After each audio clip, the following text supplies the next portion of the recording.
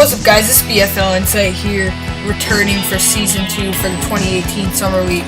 I'm here joined by myself, Brendan, Patrick, and Ryan. And Miles. Alright, so the first thing that we're going to be going over is the 6 teams and their order in the draft and our predictions for who they will take in rounds 1 and 2. So me and Patrick are going to be going over the teams in round 1. So the 6 captains, first pick in the draft, Ryan C. and his crispy crunchy chicken kangaroos. Number 2 pick, Miles H. and the Miles Minutemen. Yeah, the Miles Minutemen. Number 3, Brendan G. right here, and the Gruddy Grind. Number 4, Kevin L. with the Kevinston Kings or another team. I don't know if he's keeping the Kevinston Kings, but we'll just go with that for now. Number 5 is Ben's Unstoppables, managed by Ben F., coming back for his 3rd season in a row. And number 6 is Spencer McC. Number 1 pick, everyone knows this by now. I think everyone's speculating that Ryan C. will take Patrick S. He's the one that basically brought him into this league, and I think they have a great chemistry together. They go to the same school. Number 2 is the Miles Minutemen. A lot of people have been saying Miles could pick Nigel R. They have had a great friendship over the years, and My boy on the niggle. Okay, yeah. And, Nigel's a great player, and I think he would help Miles a lot, and we'll just have to see what happens. So I'm going with Nigel. For the 3rd pick, we got the Gruddy Grind. So since Brendan's not saying anything because that's his team, I think if I fall to number 3, then he's probably going to pick up me, his brother, But if not, I think he's going to pick Carlo. I think you guys may have known that Carlo has a history with some punishment issues and maybe a little bit being too aggressive, but he's an excellent player who just has a nose for the football. All right, number 4, Kevin. Honestly, if Carlo's still on the board, I think Kevin will take Carlo. He did with Carlo on his team last winter. He did bring them to the semifinals. Unfortunately, Carlo could not come to that semifinal game. Kind of screwed them over, but I really think they could have made a nice championship run. All right, so then we'll go to the 5th pick, which Ben's Ben's Unstoppables. I mean, Ben's had an interesting history of draft choices, selecting some people that may have probably not should have gone in the first round, but I mean, despite that, I think he could actually we're going to get to Will McC in a little bit, but Will has a high probability of falling in the draft. So he could pick him there. He could pick Ben, he could pick his buddy Ryan M, but for now, yeah. All right, let me talk. He's taking T-Mac. Pick 6, final pick in the round, Spencer. McC. Spencer, he's kind of tough pick. I think if Will is on the board, he definitely will take him. But, I could see him making an interesting pick, like maybe Johnny M. I mean, as a duo, they did win the Summer League Championship. Hey dudes, it's your boy Miles and Ryan here, and we're going to talk about the 2nd round and our predictions of who's going to take who in the 2nd round. So in the 2nd round, Spencer McC will be leading off the 2nd rounds, and I think he's going to go with Graham. They're neighbors, they have good chemistry. Graham's a sleeper pick, not showing up to 1 game in the summer. He's going to go with Graham. I kind of agree with that prediction, but I think overall he's going to go with Gibbs because I think he's going to try and bring back the Willville records this year with him, Will McCleary, and Gibbs.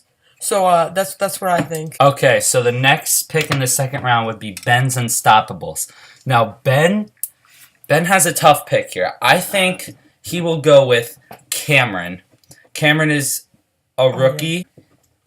I agree with that too. I think Ben will take Cameron too. He's been talking about him lately, so I think he's gonna pick up Cameron. Next pick is Kevin. Is Kevin's team. So I think Kevin is going to go with. This is kind of tough. Let's see. Kevin. I think he might go with like Will F. Brothers. Kevin will be taking Nate MCC. Yeah, that's a good. Yeah, maybe Nate. They are both in the same grade, both friends. I think Kevin's gonna go with the friendship with that second round pick, and go with Kevin. Nate. Or Nate, sorry. I think Brendan can go with maybe Coder. He's good friends with Coder. They go to the same school. They seem to have a lot of chemistry together. I'm pretty sure they play basketball together. So yeah, I think Coder. I think he's gonna pick Coder. I disagree with that pick. I think Brendan will go with Johnny M. Johnny is a tight end for his high school. He has some football experience, and the Gruddy Grind will be picking him second round. Now, this next pick in the second round is the Miles Minutemen. This is a difficult pick for Miles. I think if Johnny's still there, he'll go with Johnny. But if we're going off what I've said, I think he will go with Matt B. Matt B was a rookie last year, was on the Gruddy Grind, and was a great receiver for them. So that's why I think he'll go with Matt B. Alright, and the final pick of the second round is Ryan's team, the Crispy Chicken Kangaroos, brought to you by Krauser's Restaurants. Go check them out. They're good people. They make good food, and I love Krauser's. So anyways, I think Ryan's gonna go with Hayden T. He's a wide receiver, and he actually plays like real football he plays real football in high school. Oh, never mind, he does not. I thought he did. I thought he did. What? He used to. He used to play football. But they have good chemistry together, so I think Ryan will go with Hayden. Alright, so that wraps up the mock draft. Second round mock draft and the mock draft altogether. Now we'll talk about some of the upcoming rookies in this season. Alright, so now we're going to talk about the rookies this season, some highlighted rookies that I think will do well and could potentially win the Rookie of the Year award. So let's start with Chris H. Chris H was brought into the league by Miles. He used to play real tackle football. He's an older kid. He has shown his commitment to multiple BFL pickup games so far and has shown up and played pretty well. So I think he could potentially win the Rookie of the Year because he is a good QB, good wide receiver, great on defense. He's just very good all around, and I think that'll help him be like a nice second option on a great team. Yeah, I personally think that Chris will win the Rookie of the Year.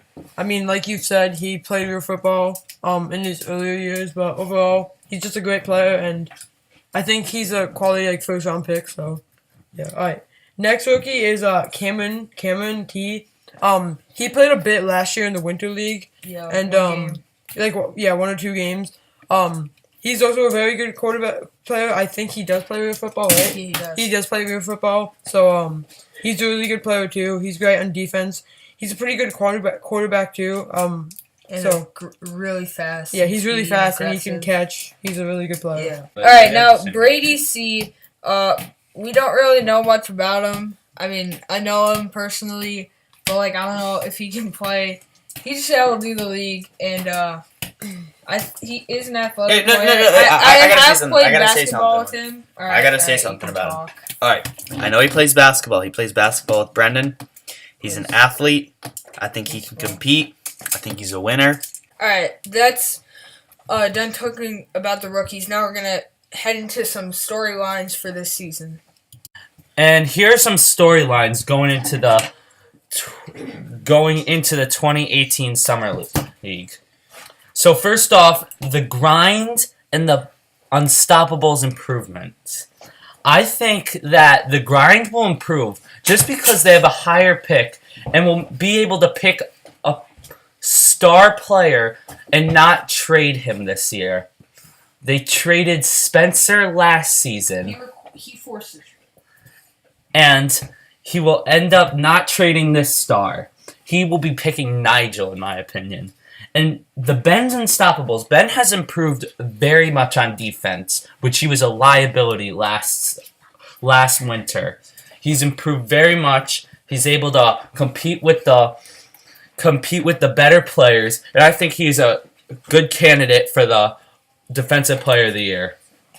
All right, so now we're going to talk about Will McCee's no captain. So I think you guys know that Will has been a captain for most of the leagues that we've done, and we've featured on the all the leagues. Sorry, whatever.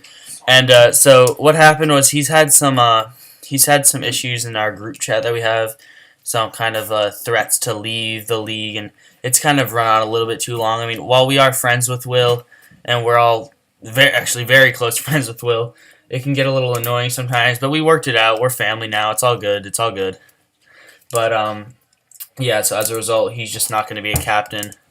And, Kevin, I believe Kevin took his spot. And then we're going to have one more storyline, I think, from Ryan, yeah? Okay, as you may know, the Chanticleers were arguably probably one of the best teams in the BFL Winter League last season. And stepping down from his reign, Patrick G will be stepping down from captain because he wants to focus on getting ready for the soccer season next year, which I respect because I play sports in the winter, and I don't think I could during the fall. I don't think I could handle being a captain if I had to. But taking his spot is Spencer McC. So we'll see how he does with that spot. All right, and I think We have one last thing. Bold predictions for all four of us. So, Ryan, you can go first. Okay, so my bold prediction, other than Rookie of the Year, every captain will win an award. Interesting. Alright, my bold prediction. Ben's Unstoppables will make a nice run in the regular season and potentially a finals run. The Miles Minutemen will win the 2018 Summer League Championship. Not happening. All right, and my bold prediction is that we will break the barriers of gender equality and have the first female athlete play in the Backyard Football League. That is it Thank you guys for watching. USA! USA!